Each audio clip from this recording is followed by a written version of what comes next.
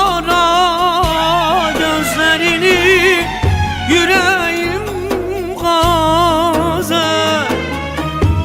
Meyleri dizdim masaya, ağlanmaz gece sabaha.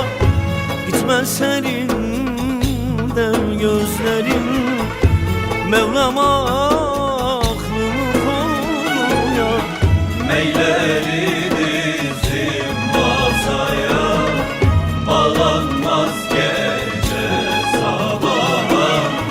Gitmez serinden gözleri, Mevlam aklımı koruya.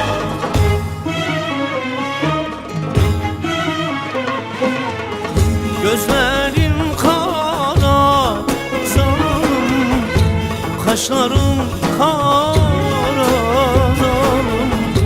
Baktın ne kara, Urfalımsan,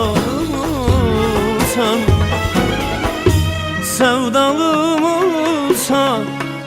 zalim belalımsan hain. Yoksa benim gibi Urfalı mısın?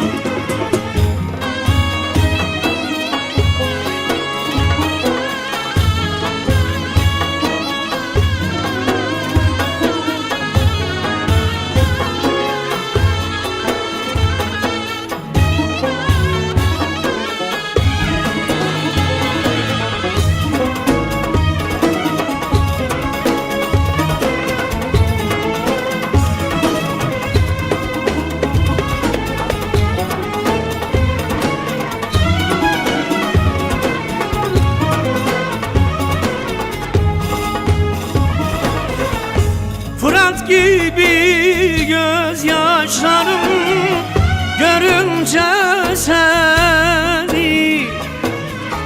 Benim adım dilimde son nefesimi.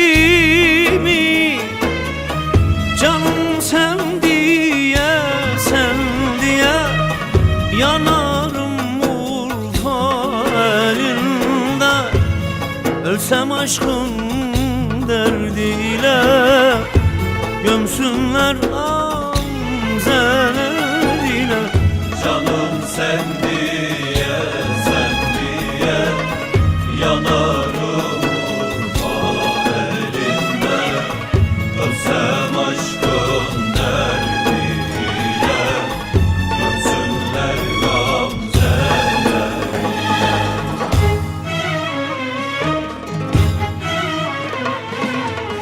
Gözlerim kara zalim, kaşların kara zalim.